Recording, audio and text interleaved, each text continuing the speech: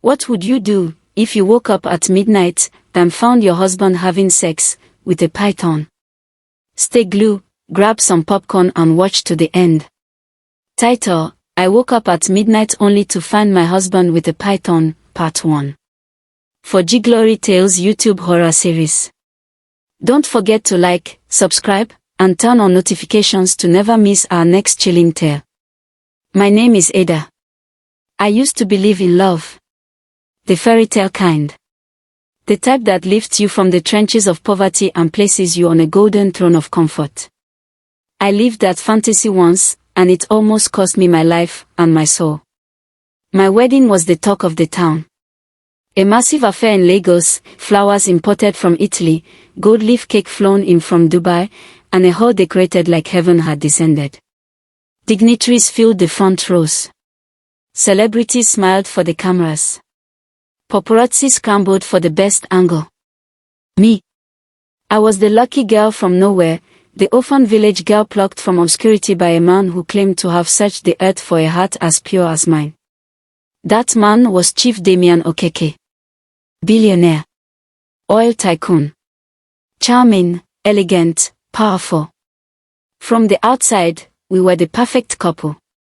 But no one knew what waited behind the doors of the mansion he built for us in Banana Island. No one knew the price I was meant to pay. It began the night we returned from our honeymoon in Mauritius. The moment I stepped into our bedroom, I felt it. A dense, choking stench hung in the air. It smelled like rotten meat soaked in sewage. My chest tightened instantly. "Damian," I said, covering my nose, "do you smell that?" He looked up from his tablet without blinking. "Smell what?" "That horrible smell. It's like something died in here." He smiled. That smile. The one that always felt 2 inches too wide. "It's a new house, darling. Could be the plumbing. I'll have it checked." But by morning, the smell was gone. Not faded, gone. As if it had never existed. That night, I found a thick patch of blood near the walk-in closet. Fresh. Red. Thick. Still wet. "Damian." I called out, panic rising in my throat. "There's blood here." He walked in slowly, looked at the spot I pointed to, and blinked. "I don't see anything." My heart dropped. The blood was gone. "I swear it was just there." I cried. He placed a calm hand on my shoulder. "You're probably exhausted, my love. It's been a busy few weeks. Rest." I wanted to believe him. I wanted to believe that I was tired. That maybe I was imagining things. But I wasn't. Because the next night, I woke up at exactly 12 a.m. to a strange noise, water splashing violently. I sat up in bed and listened. The sounds were coming from the bathroom. But mixed with the splashing was something else, chanting. Not Yoruba. Not Igbo. Something older. Ancient. It sounded like whispers made of wind and fire. I tiptoed toward the door and placed my ear against it. The chanting stopped. Then came a low groan. Deep. Pleasured. Almost inhuman. The next morning, I asked him, "Why do you bathe at midnight?" He sipped his tea. "Cold showers help me sleep." "Why do you chant?" I asked. He paused. Just for a split second. "Chant? I heard you last night. You were chanting something."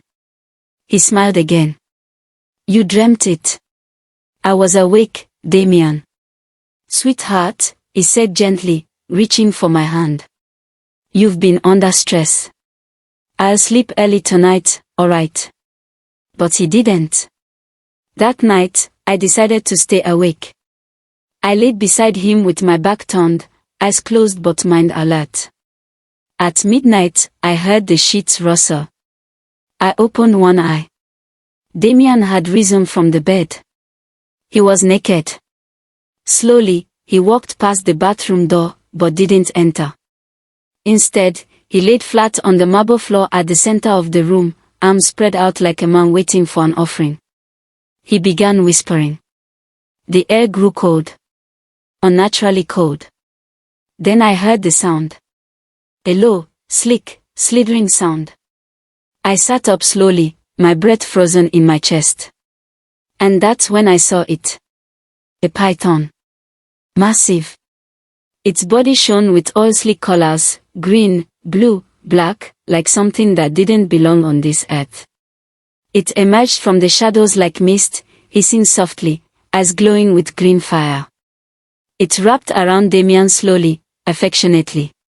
Coiling around his legs, his hips, his chest. And Damien. He was moaning. His eyes were closed. His mouth hung open in ecstasy. I screamed. A sharp, full-throated scream that sliced the air. The python jerked back, its eyes darting toward me.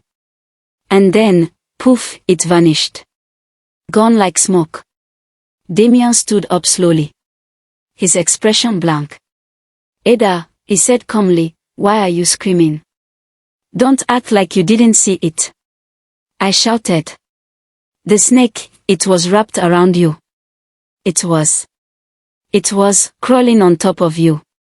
He tilted his head. What snake? You were naked. You were lying there and it was having sex with you. He took a step toward me. Darling, you were dreaming. I was awake. Please, he said softly, you're shaking. Let me get you some tea. He disappeared into the kitchen. I stared at the spot where the python had vanished. A few minutes later, he returned with a steaming cup. Drink this, he said, it'll help you calm down. I don't want tea. Please. Just a little. You'll feel better. I took it with trembling hands. The smell hit my nose, bitter. Like herbs soaked in ash. I brought the cup to my lips, just a sip. And my vision blurred. The world tilted. Everything went black. To be continued. If you want to know what happens next, what Ada finds when she wakes up, and the dark truth about the mansion and Chief Damien's true identity, make sure to like, subscribe, and turn on the notification bell right now. This is G Glory Tales, and you're watching the most chilling African horror stories brought to life. Part 2 drops soon. And trust me, it only gets darker from here. Stay tuned.